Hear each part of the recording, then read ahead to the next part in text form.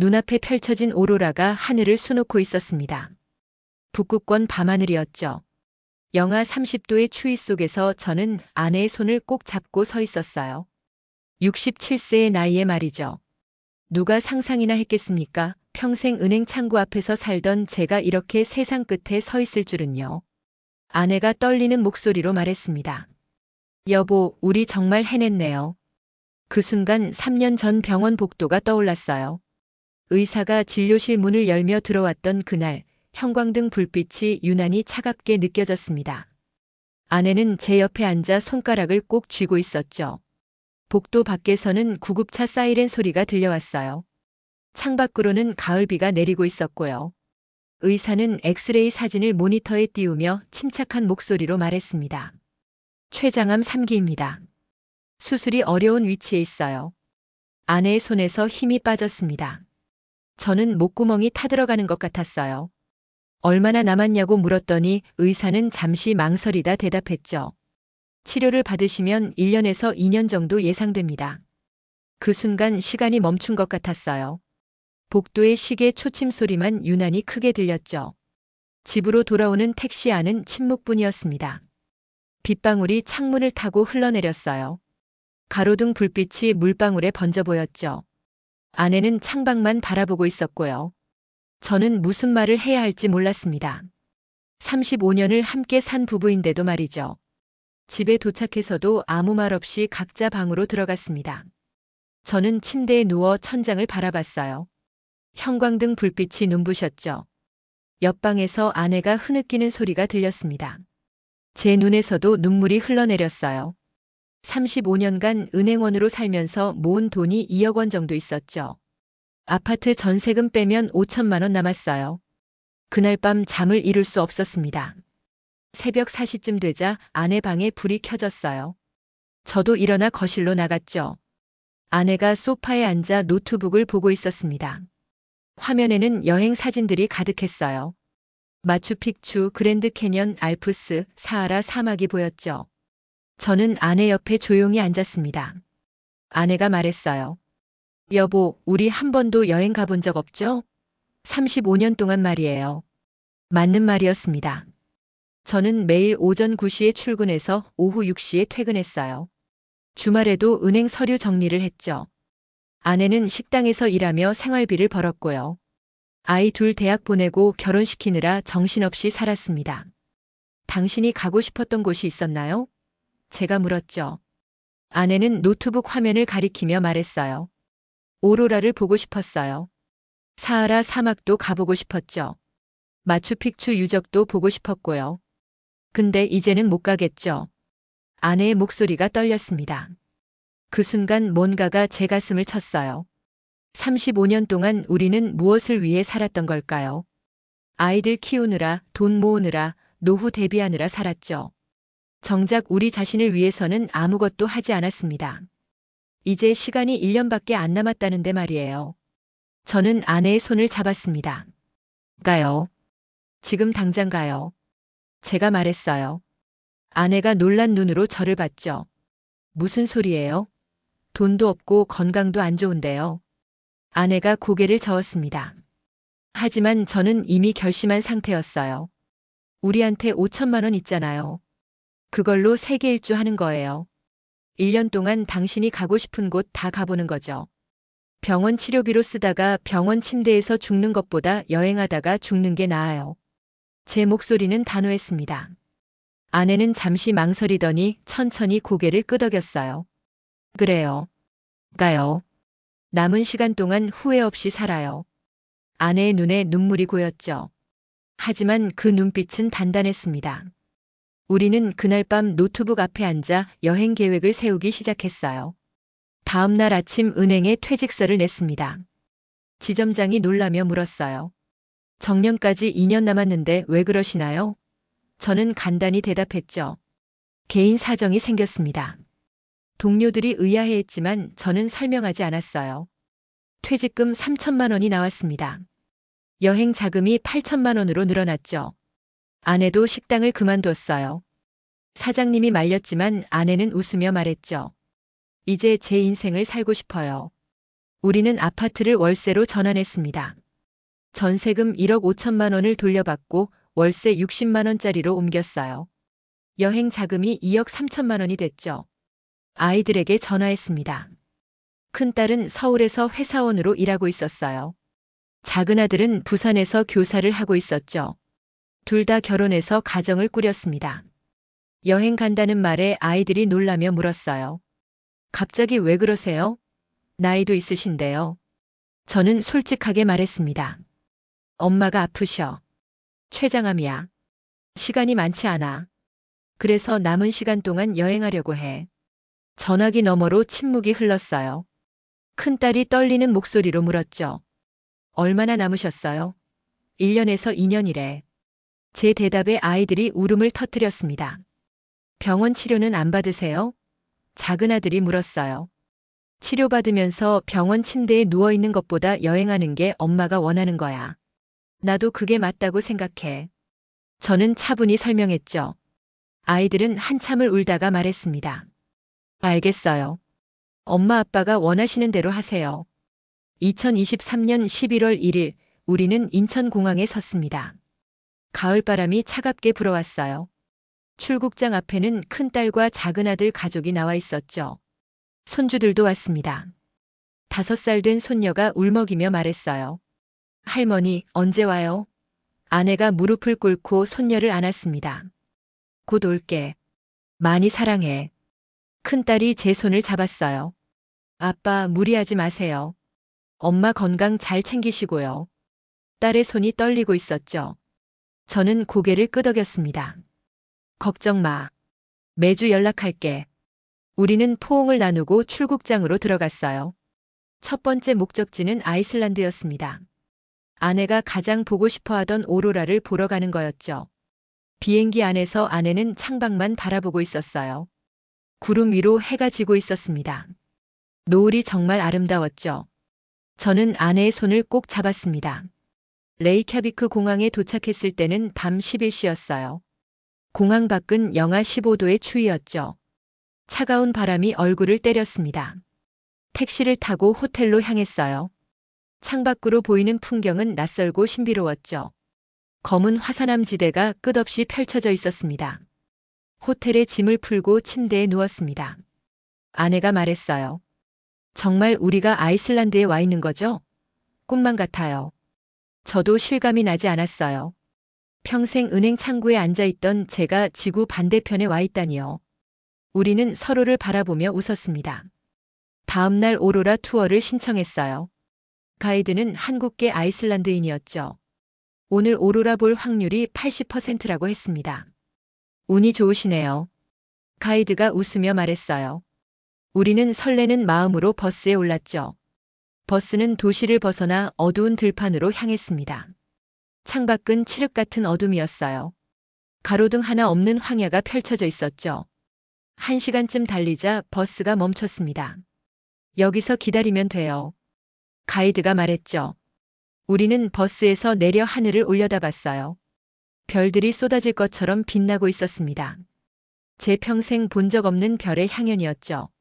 아내가 제 팔을 꼭 잡으며 감탄했어요. 저렇게 별이 많은 줄 몰랐어요. 그때였습니다. 북쪽 하늘이 초록빛으로 물들기 시작했어요.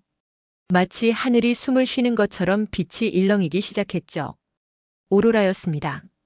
초록색 커튼이 하늘을 가로질렀어요. 보라색과 분홍색도 섞여 들어왔죠. 빛의 물결이 하늘을 수놓았습니다. 아내가 제 손을 꼭 쥐었어요. 눈물이 흐르고 있었죠. 여보, 정말 아름다워요. 살면서 이런 걸 보게 될 줄 몰랐어요. 아내의 목소리가 떨렸습니다. 저도 눈물이 났어요. 67년을 살면서 처음 보는 광경이었죠. 오로라는 30분 동안 계속됐습니다. 빛의 향연이 끝나고 하늘은 다시 고요해졌어요. 별들만 조용히 빛나고 있었죠. 우리는 한참 동안 말없이 서 있었습니다. 영하 30도의 추위도 느껴지지 않았어요. 호텔로 돌아오는 버스 안에서 아내가 말했어요. 이 순간을 위해 35년을 기다린 것 같아요. 후회 없어요. 제가 대답했죠. 나도 후회 없어. 앞으로 1년 동안 더 많은 걸 보자. 아내가 고개를 끄덕이며 제 어깨에 기댔습니다. 아이슬란드에서 일주일을 보냈어요. 빙하를 보러 갔고 온천에도 갔죠. 검은 모래 해변도 걸었습니다. 매 순간이 경이로웠어요. 평생 교과서에서만 보던 풍경들이 눈앞에 펼쳐졌죠. 두 번째 목적지는 페루 마추픽추였습니다. 비행기를 3번 갈아타고 쿠스코에 도착했어요. 고산지대라 숨쉬기가 힘들었죠. 호텔 직원이 코카차를 권했습니다. 고산병 예방에 좋다고 했어요. 다음 날 새벽 4시에 일어났습니다. 마추픽추행 기차를 타야 했거든요. 어둠 속에서 기차는 계곡을 따라 올라갔어요. 창밖으로 강물 소리가 들렸죠. 동이 트기 시작하자 안개가 계곡을 덮었습니다. 마추픽추에 도착했을 때는 오전 7시였어요. 안개가 서서히 걷히고 있었죠. 그리고 눈앞에 잉카 유적이 모습을 드러냈습니다. 산꼭대기에 세워진 돌로 만든 도시였어요. 500년 전 문명이 그대로 남아 있었죠. 아내가 숨을 헐떡이며 계단을 올랐습니다. 고산병 때문에 힘들어하고 있었어요. 제가 아내의 팔을 잡고 천천히 올라갔죠. 한 걸음씩 한 걸음씩 정상을 향해 갔습니다. 주변 관광객들도 힘들어하고 있었어요. 정상에 도착했을 때 아내는 주저앉았습니다. 숨을 크게 몰아쉬고 있었어요. 괜찮아요? 제가 걱정스럽게 물었죠. 아내가 고개를 끄덕이며 웃었습니다. 괜찮아요. 그저 숨이 차서 그래요. 우리는 잠시 쉬며 주변을 둘러봤어요. 구름이 계곡 사이로 흘러가고 있었습니다. 라마들이 유적 사이를 거닐고 있었어요. 안데스 산맥이 사방으로 펼쳐져 있었죠. 이곳이 바로 잃어버린 도시 마추픽추였습니다. 500년 동안 숨겨져 있다가 1911년에 발견된 곳이죠. 아내가 말했어요. 여기까지 와서 이걸 보고 있다니 믿기지 않아요. 교과서에서만 보던 곳인데요. 저도 같은 생각이었습니다. 67년을 살면서 한국을 벗어난 적이 없었거든요. 지금 남미 대륙 한가운데 서 있다는 게 신기했어요. 그날 저녁 쿠스코 시내를 걸었습니다. 광장에는 사람들이 모여 있었어요. 거리 악사들이 안데스 음악을 연주하고 있었죠. 펜플룻 소리가 광장에 울려 퍼졌습니다. 우리는 벤치에 앉아 음악을 들었어요. 아내가 제 손을 잡으며 말했어요. 행복해요. 이렇게 살 수 있어서요. 제가 대답했죠. 나도 행복해. 앞으로 더 많은 곳을 가보자. 우리는 서로를 바라보며 미소 지었습니다. 광장의 가로등 불빛이 따뜻하게 빛나고 있었어요. 페루에서 2주를 보낸 후 모로코로 향했습니다. 사하라 사막을 보기 위해서였죠. 마라케시 공항에 도착하니 뜨거운 공기가 얼굴을 감쌌어요. 11월인데도 기온이 30도가 넘었습니다. 사막 투어를 신청했어요. 사륜구동 차를 타고 사막으로 들어갔죠. 도시를 벗어나자 끝없는 모래 언덕이 펼쳐졌습니다. 황금빛 모래가 지평선까지 이어져 있었어요. 해가 서쪽으로 기울어가고 있었죠. 베두인족 텐트에 도착했을 때는 해질녘이었습니다. 가이드가 낙타를 준비해뒀어요. 일몰을 보러 가는 거였죠. 아내가 낙타 등에 올라타며 겁을 먹었습니다. 너무 높아요. 떨어지면 어떡해요? 괜찮아요. 제가 옆에 있잖아요. 저는 아내를 안심시키며 말했죠. 낙타가 천천히 일어섰습니다. 아내가 비명을 지르며 제 팔을 꼭 잡았어요. 우리는 낙타를 타고 모래 언덕을 올라가기 시작했죠. 해가 지평선에 닿았습니다. 하늘이 주황색과 붉은색으로 물들기 시작했어요. 모래 언덕도 황금빛으로 빛났죠. 그림자가 길게 늘어졌습니다. 바람이 모래를 날렸어요. 사방이 고요했죠. 인간의 소리라고는 낙타 발소리뿐이었습니다. 정상에 도착했을 때 해는 반쯤 지고 있었어요. 아내가 넋을 잃고 바라봤죠. 여보, 정말 장관이에요. 평생 못 잊을 거예요. 저도 말문이 막혔습니다. 사하라 사막의 일몰이 눈앞에서 펼쳐지고 있었어요. 해가 완전히 지자 별들이 하나둘 나타났습니다. 텐트로 돌아와 저녁을 먹었어요. 베두인족 음식이었죠. 양고기와 쿠스쿠스가 나왔습니다. 모닥불 주위에 앉아 차를 마시며 별을 보았어요. 밤하늘에는 은하수가 흘러가고 있었습니다. 도시에서는 절대 볼 수 없는 별의 향연이었죠. 아내가 제 어깨에 기대며 말했어요. 이런 밤이 또 올까요? 제가 대답했죠. 매일 밤이 이럴 거예요. 우리가 여행하는 동안에는요. 텐트 안은 따뜻했습니다. 양탄자가 깔려 있었고 방석이 놓여 있었어요. 우리는 나란히 누워 텐트 천장을 바라봤죠. 밖에서 바람 소리가 들렸습니다. 모래가 텐트에 부딪히는 소리도 났어요. 다음 날 아침 일찍 일어났습니다. 일출을 보러 나갔어요. 동쪽 하늘이 서서히 밝아지고 있었죠. 모래 언덕의 능선이 검은 실루엣으로 보였습니다. 그리고 해가 떠올랐어요. 순식간에 사막이 황금빛으로 물들었죠. 모로코에서 10일을 보낸 후 스위스로 향했습니다. 알프스를 보기 위해서였어요. 12월 중순이라 눈이 많이 내렸죠. 융프라우를 오르는 기차를 탔습니다. 창밖으로 설산이 보였어요. 정상 전망대에 올랐을 때는 숨이 막혔습니다. 사방이 눈으로 덮인 산들이었어요. 만년설이 햇빛에 반짝이고 있었죠. 구름이 산 아래로 깔려 있었습니다. 우리는 구름 위에 서 있었어요. 아내가 눈물을 흘렸습니다. 제가 물었어요. 왜 우세요? 아내가 대답했죠. 너무 아름다워서요. 그리고 이렇게 행복해도 되나 싶어서요. 저도 아내를 꼭 안았습니다. 우리는 한참 동안 그렇게 서 있었어요. 크리스마스는 오스트리아 빈에서 보냈습니다. 시청 앞 광장에는 크리스마스 마켓이 열렸어요. 반짝이는 조명이 광장을 밝히고 있었죠. 사람들이 글리바인을 마시며 웃고 있었습니다. 캐럴이 울려 퍼졌어요. 아내와 함께 마켓을 구경했습니다. 수제 장식품을 파는 가게도 있었고 핫도그를 파는 가게도 있었어요. 우리는 글리바인을 한 잔씩 사서 마셨죠. 따뜻한 와인이 몸을 녹여줬습니다. 크리스마스 이브 밤에 성 슈테판 대성당에 갔어요. 미사가 열리고 있었죠. 파이프 오르간 소리가 성당에 울려 퍼졌습니다. 촛불이 성당 안을 밝히고 있었어요. 사람들이 찬송가를 불렀죠. 아내가 기도하는 모습을 봤습니다. 두 손을 모으고 눈을 감고 있었어요. 무슨 기도를 하는지 물어보지 않았죠. 하지만 알 것 같았습니다. 조금 더 시간을 달라고 빌고 있을 거예요. 미사가 끝나고 호텔로 돌아왔습니다. 방에서 한국에 있는 아이들과 영상통화를 했어요. 큰딸이 물었죠. 엄마, 몸은 괜찮으세요? 아내가 웃으며 대답했습니다. 아주 좋아. 여행하느라 아픈 것도 잊었어. 작은 아들이 말했어요. 빨리 들어오세요. 보고 싶어요. 우리도 보고 싶다. 하지만 조금만 더 있을게. 아직 갈 곳이 많이 남았거든. 아내가 대답했죠. 아이들이 걱정스러운 표정을 지었습니다. 연말이 다가왔습니다. 우리는 이탈리아 로마로 갔어요. 새해를 로마에서 맞이하려고 했죠. 콜로세움을 보고 트레비 분수에 동전을 던졌습니다. 다시 로마에 올 수 있게 해달라고 빌었어요.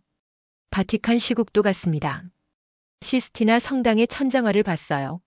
미켈란젤로의 천지창조가 천장에 그려져 있었죠. 목이 아플 정도로 위를 올려다봤습니다. 아내가 감탄하며 말했어요. 사람이 저런 걸 그릴 수 있다니요. 새해 전날 밤 스페인 계단에 앉았습니다. 사람들이 광장에 모여들고 있었어요. 새해를 맞이하려는 인파였죠. 자정이 가까워지자 카운트다운이 시작됐습니다. 19, 8, 7. 자정이 되자 불꽃놀이가 터졌습니다. 로마 하늘이 형형색색으로 물들었어요. 사람들이 환호했죠. 아내와 저는 키스를 나눴습니다. 새해 복 많이 받아요. 서로에게 인사했어요. 2024년이 밝았습니다. 우리의 여행은 계속됐어요. 그리스 산토리니로 갔죠. 하얀 집들이 절벽에 매달려 있었습니다. 에게해의 푸른 바다가 눈앞에 펼쳐졌어요. 일몰 때면 하늘이 분홍빛으로 물들었죠. 프랑스 파리에서는 에펠탑에 올랐습니다. 세느강 유람선도 탔어요. 루브르 박물관에서 모나리자를 봤죠. 베르사유 궁전의 거울의 방도 걸었습니다. 매 순간이 꿈만 같았어요. 영국 런던에서는 빅벤을 보고 대형 박물관을 관람했습니다. 템스 강변을 걸으며 피시앤칩스를 먹었어요. 비가 자주 내렸지만 우산을 쓰고 걸었죠. 빗소리를 들으며 런던의 거리를 걷는 게 낭만적이었습니다. 그렇게 6개월이 흘렀습니다. 봄이 왔고 여름이 다가오고 있었어요. 우리는 아시아로 향했죠. 인도 타지마할을 보러 갔습니다. 대리석 궁전이 햇빛에 반짝이고 있었어요. 태국 방콕에서는 사원을 둘러봤습니다. 황금빛 불상이 눈부시게 빛나고 있었어요. 밤에는 차오프라야강 크루즈를 탔죠. 강변의 야경이 아름다웠습니다. 베트남 하롱베이에서 배를 탔어요. 석회암 기둥들이 바다에서 솟아있었죠. 안개가 끼면 신비로운 풍경이 펼쳐졌습니다. 아내가 말했어요. 이곳은 마치 신선들이 사는 곳 같아요. 일본 교토에서 벚꽃을 봤습니다. 비록 계절이 지났지만 초록 단풍이 아름다웠어요. 금각사의 황금빛 건물이 연못에 비쳤죠. 우리는 기모노를 빌려 입고 사진을 찍었습니다. 그렇게 9개월이 흘렀습니다. 아내의 몸 상태가 점점 나빠지고 있었어요. 기침이 잦아졌고 체중도 많이 줄었죠. 밥을 잘 먹지 못했습니다. 하지만 아내는 계속 여행하고 싶어 했어요. 저는 걱정이 됐습니다. 한국으로 돌아가야 하는 것 아니냐고 물었어요. 아내가 고개를 저었죠. 아직 가고 싶은 곳이 남았어요. 노르웨이 피오르도 보고 싶고 캐나다 로키 산맥도 보고 싶어요. 우리는 캐나다로 향했습니다. 밴쿠버에서 출발해 로키 산맥으로 들어갔어요. 에메랄드빛 호수들이 곳곳에 있었죠. 빙하가 녹아 만들어진 호수였습니다. 물이 투명하고 맑았어요. 레이크 루이스에 도착했습니다. 호수 뒤로 설산이 보였어요. 호수에 산이 거꾸로 비쳐 있었죠. 아내가 호숫가 벤치에 앉았습니다. 한참 동안 말없이 바라봤어요. 여보, 우리 여기서 사진 한 장 찍어요. 아내가 말했죠. 제가 카메라를 꺼내 아내 사진을 찍었습니다. 아내는 활짝 웃고 있었어요. 하지만 얼굴이 많이 여위어 있었죠. 우리도 같이 찍어요. 아내가 말했습니다. 지나가는 관광객에게 부탁해 함께 사진을 찍었어요. 두 사람이 나란히 서 있는 사진이었죠. 나중에 그 사진을 보니 아내의 미소가 쓸쓸해 보였습니다. 노르웨이로 갔습니다. 피오르 크루즈를 탔어요. 거대한 절벽들이 양쪽에 솟아 있었죠. 폭포가 절벽에서 떨어지고 있었습니다. 물보라가 배까지 날아왔어요. 아내가 갑판에 서서 바람을 맞았습니다. 기침을 했어요. 손수건으로 입을 가렸죠. 괜찮아요? 제가 다가가 등을 두드렸습니다. 아내가 고개를 끄덕이며 웃었어요. 괜찮아요. 그저 감기인 것 같아요.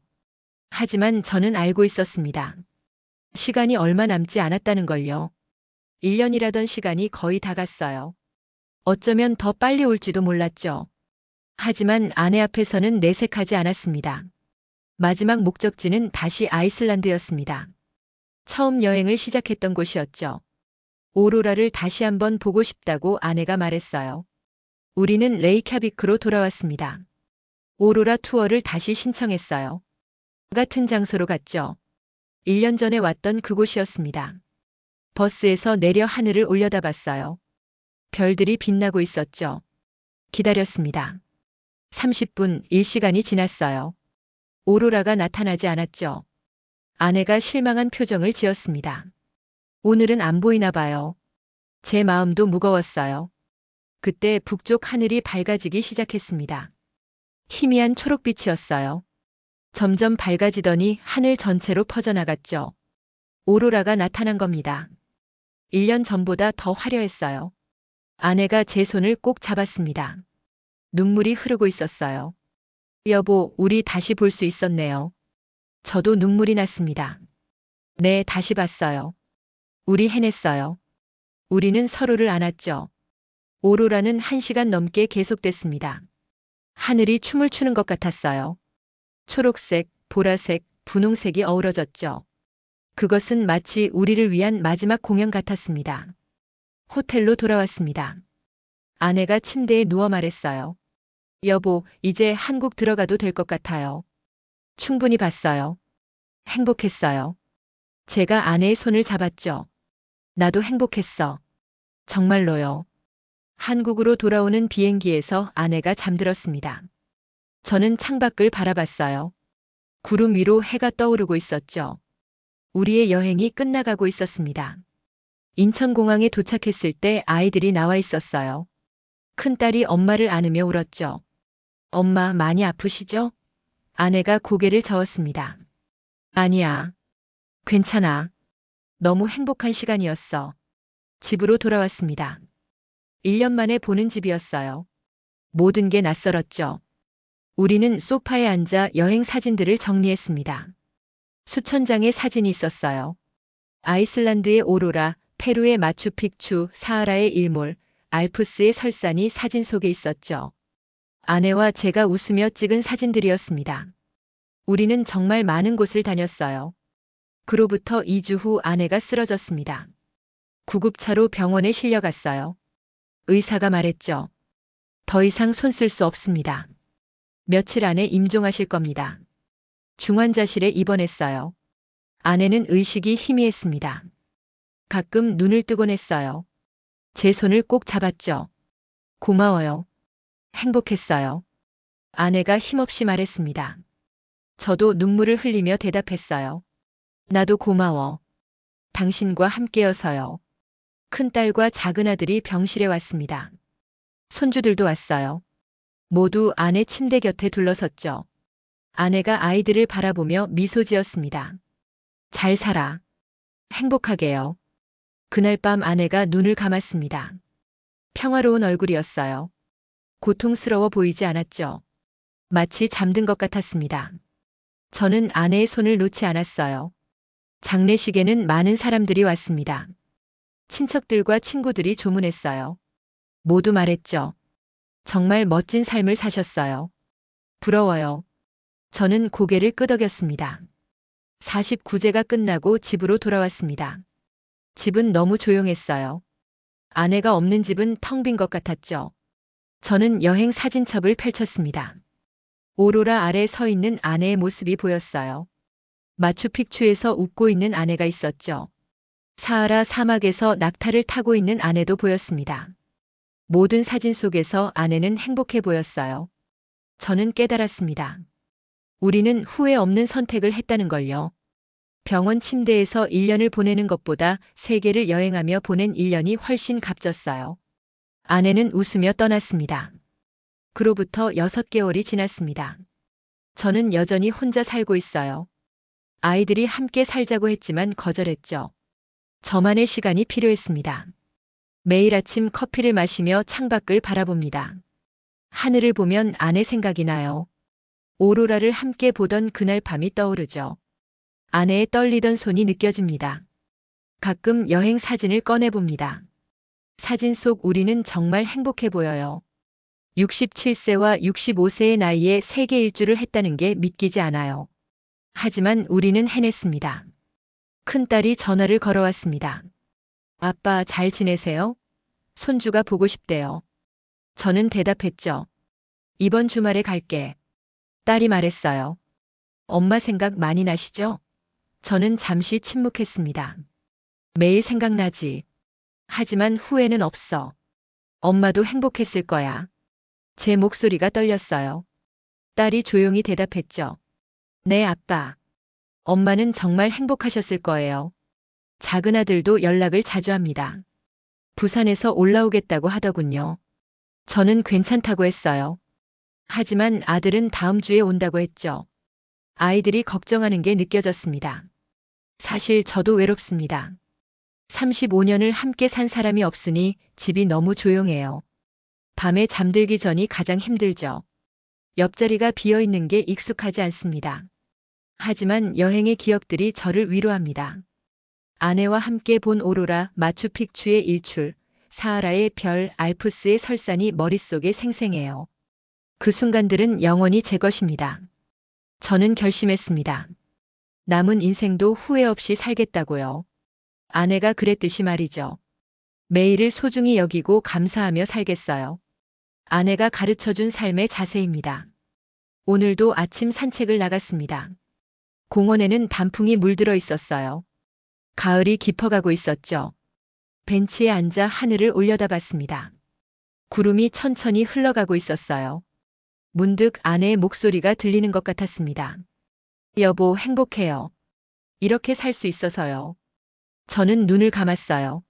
나도 행복했어. 당신과 함께여서요. 마음속으로 대답했죠. 바람이 불어왔습니다.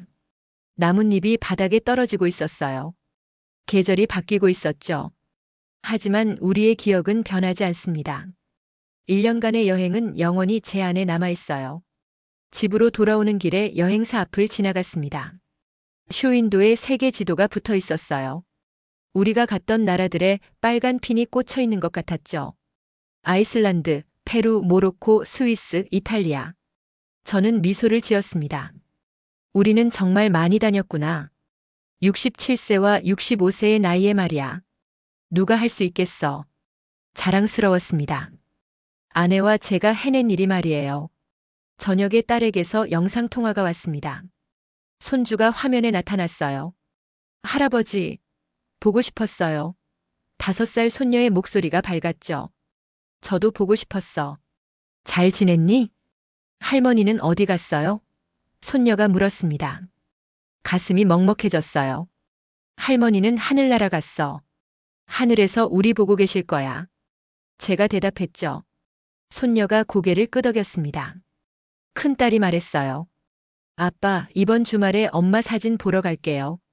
사진첩 준비해 주세요. 저는 알았다고 대답했죠. 사진첩은 항상 준비되어 있었습니다. 주말이 되었습니다. 아이들이 찾아왔어요. 큰딸과 작은아들 가족이 모두 왔죠. 손주들도 함께였습니다. 저는 사진첩을 꺼내 식탁에 펼쳤어요. 아이들이 감탄했습니다. 와, 정말 많이 다니셨네요. 엄마 표정이 너무 좋으세요. 큰딸이 사진을 한 장 한 장 넘기며 말했죠. 저도 사진을 보며 그때를 떠올렸습니다. 작은아들이 물었어요. 후회 안 하세요? 병원 치료 안 받으신 거요. 저는 고개를 저었죠. 전혀 후회 안 해. 엄마도 그랬을 거야. 1년간 병원 침대에 누워있는 것보다 여행하며 보낸 1년이 훨씬 나았어. 아이들이 고개를 끄덕였습니다. 맞아요. 엄마는 행복하셨을 거예요. 큰딸이 말했죠. 저도 그렇게 생각합니다. 아내는 후회 없이 떠났어요. 그게 가장 중요한 거죠. 손주가 사진 한 장을 가리켰습니다. 여기는 어디예요? 오로라예요. 북극 근처에서 봤어. 할머니가 제일 보고 싶어 하시던 거야. 제가 설명했죠. 손주가 신기한 표호로 사진을 바라봤어요. 저녁을 함께 먹었습니다. 큰딸이 음식을 준비해 왔어요. 아내가 좋아하던 메뉴들이었죠. 우리는 식탁에 둘러앉아 밥을 먹었습니다. 아내 자리만 비어 있었어요. 식사 후 거실에서 차를 마셨습니다. 작은아들이 말했어요. 아빠, 혼자 계시기 힘드시죠? 우리 집으로 오세요. 저는 고개를 저었죠. 아니야. 괜찮아. 혼자 있는 게 편해. 하지만 외로우실 텐데요. 큰딸이 걱정스럽게 말했습니다. 저는 웃으며 대답했어요. 외롭긴 하지. 근데 아빠한테는 추억이 있어. 엄마와 함께한 1년의 추억이 나를 지탱해줘. 아이들이 오래 머물다 갔습니다. 손주들도 잘 가요, 할아버지. 하고 인사했어요. 저는 현관에 서서 아이들을 배웅했죠. 엘리베이터 문이 닫히자 다시 고요해졌습니다. 혼자 남은 집은 너무 조용했어요. 하지만 이제는 익숙해졌죠. 저는 소파에 앉아 사진첩을 다시 펼쳤습니다. 오로라 사진이 보였어요. 아내가 제 옆에 서서 하늘을 올려다보고 있었습니다. 초록빛 오로라가 하늘을 수놓고 있었죠. 아내의 얼굴에는 미소가 가득했어요. 그 미소를 저는 평생 잊지 못할 겁니다. 창밖을 보니 별이 빛나고 있었습니다. 맑은 밤하늘이었어요. 저는 창가에 서서 하늘을 올려다봤죠. 어디선가 아내가 저를 보고 있을 것 같았습니다. 여보, 보고 있어요? 우리 정말 잘했죠? 저는 하늘을 향해 속삭였어요. 바람이 살며시 불어왔습니다. 아내의 대답 같았죠. 그래요. 우리 잘했어요. 후회 없어요. 저는 미소를 지었습니다. 그리고 다짐했어요. 남은 인생도 후회 없이 살겠다고요. 아내가 그랬듯이 말이죠. 매일을 소중히 여기며 살아가겠습니다. 67세에 시작한 세계 일주였습니다. 아내의 병 선고 후 결심한 여행이었죠. 1년 동안 우리는 지구 반바퀴를 돌았어요. 20개국이 넘는 나라를 다녔습니다. 오로라를 보고 마추픽추에 올랐어요. 사하라 사막을 걸었고 알프스를 올랐죠. 로마의 유적을 보고 파리의 거리를 걸었습니다. 매 순간이 선물 같았어요. 병원 치료비 대신 여행비로 썼습니다. 2억 원이 넘는 돈이었죠. 그 돈으로 우리는 평생의 꿈을 이뤘어요. 후회는 없습니다. 단 1초도요. 아내는 행복하게 떠났습니다. 고통 속에서가 아니라 기쁨 속에서 말이죠. 1년간의 여행이 아내에게 준 선물이었어요. 저에게도 마찬가지였습니다. 지금 저는 혼자입니다. 하지만 외롭지 않아요. 아내와의 추억이 함께하고 있거든요. 사진첩을 펼치면 아내가 옆에 있는 것 같습니다. 세상의 모든 부부에게 말하고 싶어요. 후회 없이 사세요. 내일은 오지 않을 수도 있어요. 지금 당장 사랑하는 사람과 꿈을 이루세요. 그게 진짜 사는 거예요. 우리는 35년을 함께 살았습니다. 하지만 진짜 우리만의 시간은 마지막 1년이었어요. 그 1년이 35년보다 값진 시간이었죠. 후회 없는 선택이었습니다. 오늘 밤도 별이 빛나고 있습니다. 저는 창가에 서서 하늘을 바라봐요. 아내가 어디선가 웃고 있을 것 같아요. 여보, 고마워요. 함께 해줘서요. 행복했어요. 그렇게 저의 이야기는 끝이 납니다. 67세에 시작한 세계 일주, 65세 아내와의 마지막 여행이었죠. 우리는 후회 없이 살았습니다. 그게 제가 전하고 싶은 메시지예요. 인생은 짧습니다. 언제 끝날지 모르죠. 그러니 지금 당장 사랑하는 사람과 꿈을 이루세요. 내일을 기다리지 마세요. 오늘이 마지막일 수도 있으니까요. 저는 아내와 함께한 1년을 영원히 간직할 겁니다. 오로라의 초록빛, 마추픽추의 일출, 사하라의 별이 제 안에 살아있어요. 그 기억들이 저를 지탱해 줍니다. 아내여, 당신과 함께여서 행복했어요. 고마웠어요. 사랑했어요. 그리고 앞으로도 계속 사랑할 거예요. 우리는 영원히 함께입니다. 추억 속에서 말이에요.